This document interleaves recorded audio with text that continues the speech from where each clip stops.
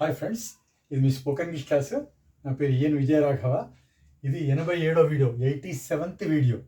Okay, 86వ వీడియోలో మనము కొన్ని సెంటెన్స్ వాక్యాలు నేర్చుకున్నాం. వేటిపైన వాక్యాలు నేర్చుకున్నాం మనం? లేదు కాదని చెప్పే వాక్యాలు. అయితే ఇంతకుముందు రెండు వీడియోస్లో ప్రశ్న వాక్యాలు మరియు లేదు కాదనే వాక్యాలు నేర్చుకున్నాము. అయితే ఈ యొక్క వీడియోలో మనం ఇదే ప్రజెంట్ టెన్స్లో, ప్రజెంట్ సింపుల్లో లేదు కాదనే వాక్యాలు, తర్వాత ప్రశ్న వాక్యాలు మనం రోజు మాట్లాడేటప్పుడు వేరే వాళ్ళని ప్రశ్నించడానికి కానీ, మనం వేరైనా ప్రశ్నించినప్పుడు అర్థం చేసుకోవడానికి కానీ, అవి త్వరగా అర్థం చేసుకొని వాళ్ళకి సమాధానం చెప్పడానికి తప్పులు లేకుండా మీకు ప్రాక్టీస్ చేయడానికని నేను దీని పేరు ఒక ఎక్సర్సైజ్ చేయడం జరిగింది. అదే ఎక్సర్సైజ్ ఇప్పుడు మనం ఇదే 87వ వీడియోలో ఎక్సర్సైజ్ చేస్తున్నాము.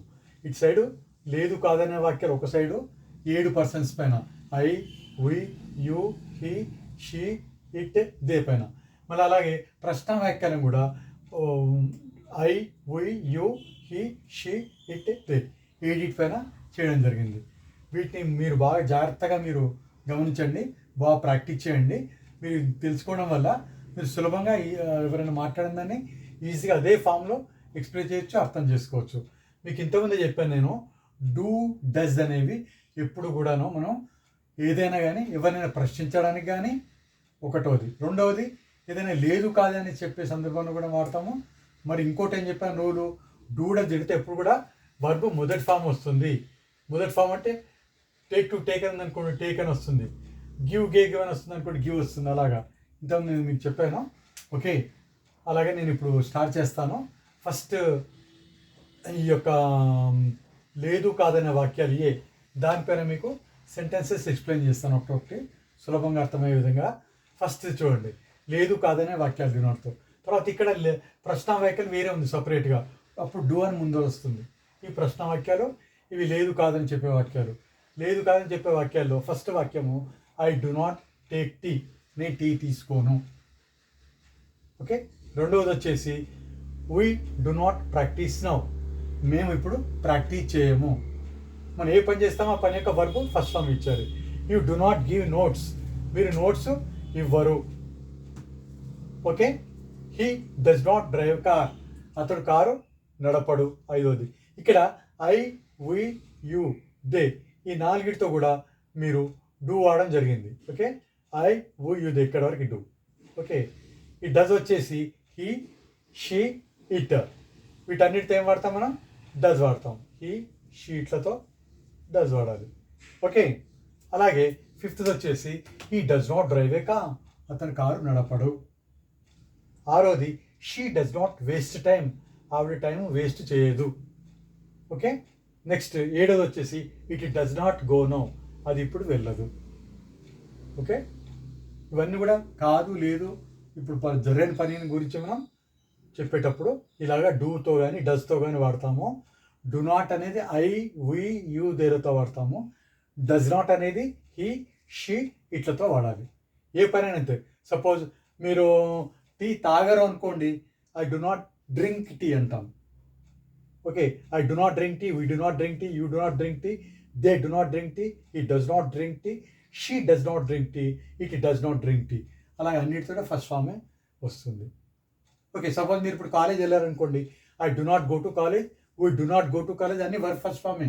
గో, వెంట్, గా ఉంటుంది, కానీ వర్బ్ యొక్క మొదటి ఫామ్ గోనే వాడాలి. I do not go to college, we do not go to college, you do not go to college, they do not go to college, హీతో ఏమొస్తుంది? He does not go to college, షీతో she does not go to college, ఇట్తో it does not go to college.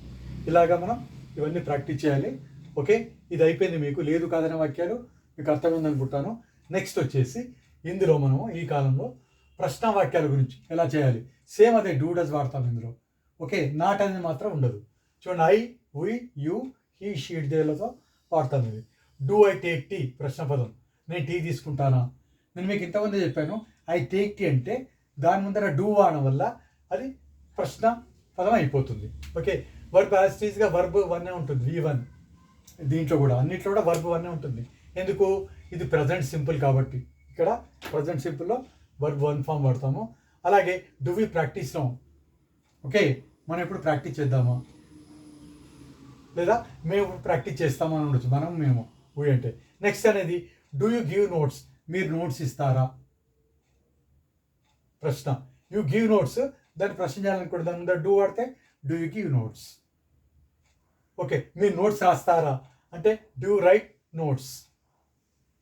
అలాగా. Do they speak English, వారు English మాట్లాడతారా?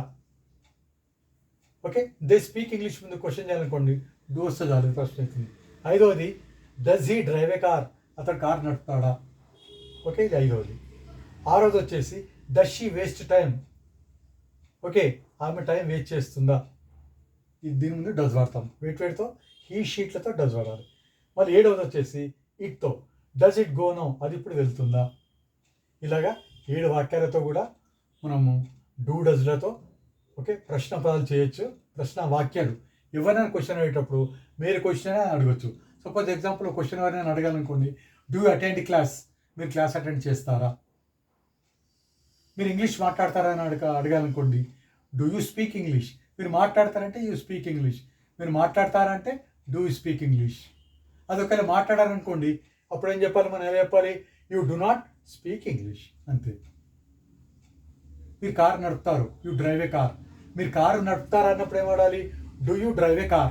మీరు car నడపరు అన్నప్పుడు ఎలా చెప్పాలి, you do not drive a car. అలాగే మీరు అర్థం చేసుకుని ప్రతి వాక్యం కూడా. సపోజ్ ఇక్కడ చూడండి, she does not waste time, అలాగే she does not write records, ఆవిడ రికార్డ్స్ రాయదు. క్వశ్చన్ చేయాలనుకోండి, డస్ షీ రైట్ రికార్డ్స్, ఆవిడ రికార్డ్స్ రాస్తారా? ఇలాగా ఈ షీట్తో డస్తో క్వశ్చన్ చేస్తాము, లేదు కానప్పుడు డస్ నాట్తో చేస్తాము. ఓకే, ఇలాగ మీరు అన్నీ కూడా ప్రాక్టీస్ చేయాలి.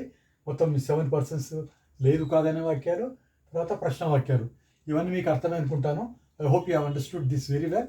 Just to practice this, I have already told you we have to use do or does only to question and to make no or not negative sentences. I already explained you a lot about these two, and I'm explaining about these two again in this exercise very clearly, very perfectly for you to understand it easy way, easily, quickly and effectively.